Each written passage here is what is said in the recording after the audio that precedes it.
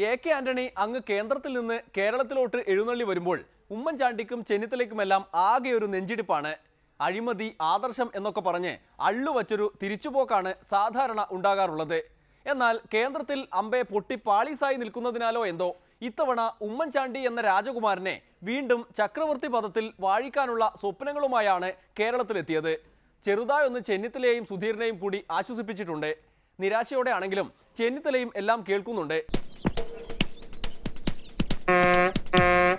ഇങ്ങനെ തലയ്ക്ക് വല്ല ഓളം ഉണ്ടോ?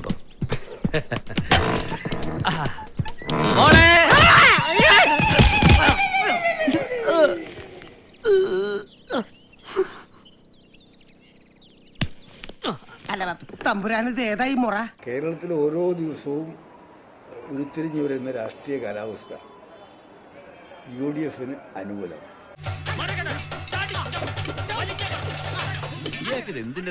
കേരളത്തിലെ കോൺഗ്രസിന് ഇന്നത്തെ നേതൃത്വത്തെക്കുറിച്ച് നിങ്ങൾ ഇപ്പോഴും ശരിക്കും മനസ്സിലാക്കിയിട്ടില്ല. അവരുടെ കഴിവുകൾ എത്ര സങ്കീർണമായ പ്രശ്നങ്ങൾ, പ്രതിസന്ധി എത്ര മൂർച്ഛിച്ച പ്രതിസന്ധി ആയാലും അതിൻ്റെ പരിഹരിക്കപ്പെടേണ്ട സമയം വരുമ്പോൾ അത് വളരെ ഭംഗിയായി പരിഹരിക്കാൻ പ്രാപ്തരായ നേതൃത്വമാണ് ഇന്ന് കേരളത്തിൽ കോൺഗ്രസിനും ഗവൺമെന്റിനും ഉള്ളത്.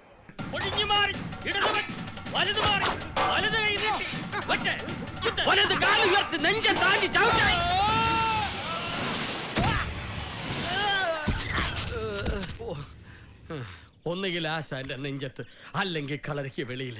രണ്ട് സംഭവിച്ചു. 70 കഴിഞ്ഞു.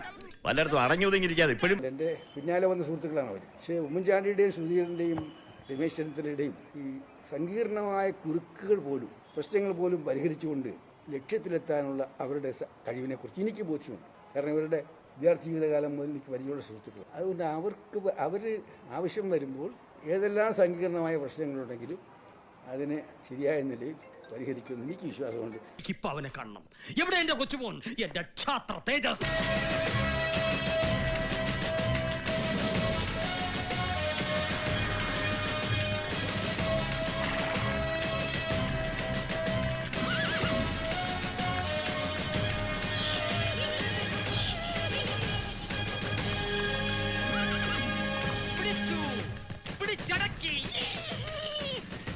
അതുകൊണ്ട് ഇന്ന് നിങ്ങൾ കാണുന്ന ഒറ്റപ്പെട്ട എന്തെങ്കിലും പ്രശ്നത്തിൻ്റെ പേരിൽ UDFന്റെ വിജയസാധ്യതയ്ക്ക് മങ്ങലേൽക്കുന്ന ആരും കരുതണ്ട.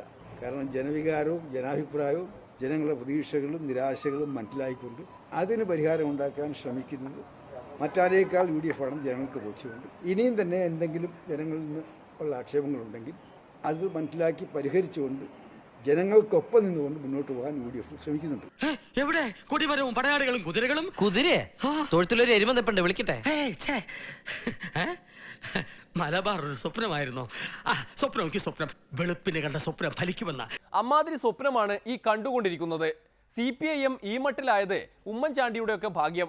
എന്തായാലും ഇനിയുള്ള കാലം കേന്ദ്രത്തിൽ പണിയൊന്നുമില്ലാത്തതിനാൽ കേരളത്തിൽ ചില കടുത്ത ആക്രമണങ്ങൾക്ക് കോപ്പുകൂട്ടുകയാണ് ആന്റണി. അവിടെ നിന്നാൽ BJPയെ ചീത്ത പറയേണ്ടി വരും. ഇവിടെയാണെങ്കിൽ CPIMനെ ആസ്വദിച്ച് ആക്രമിക്കാം. തൽക്കാലത്തേക്ക് മുഖ്യ ശത്രു CPIM തന്നെ. ചെകുത്താനെ കൂട്ടുപിടിച്ചുകൊണ്ട് പോലും കോൺഗ്രസിനെ തകർക്കണമെന്നുള്ള ആ മുദ്രാവാക്യത്തിൽ ആവേശം കൊണ്ടിരുന്ന കാലഘട്ടത്തിൽ അവരുണ്ടാക്കിയ പഴയ ജനസംഖ്യ ബന്ധം, RSS ബന്ധം, അതിൻ്റെ ആപത്താണ്.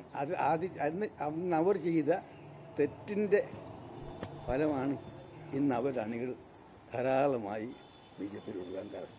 ഒരു കാലഘട്ടത്തിൽ 77 ഇന്ദിരാഗാന്ധിയെയും കോൺഗ്രസിൽ തോൽപ്പിക്കാനും വേണ്ടി ജനസംഘവും RSS ഉള്ള ജനതാ പാർട്ടിയുമായി രാഷ്ട്രീയ സന്ധി ചെയ്ത് തെരഞ്ഞെടുപ്പുകളിൽ അവർ വിജയിപ്പിക്കാൻ ശ്രമിച്ചു. വർഗീയതയിൽ തന്നെയാണ് പിടുത്തം.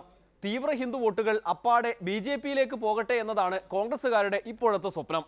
അങ്ങനെയാകുമ്പോൾ CPIMനെ പരാജയപ്പെടുത്തി അധികാരത്തിൽ തിരിച്ചു വരാൻ എളുപ്പമുണ്ടല്ലോ.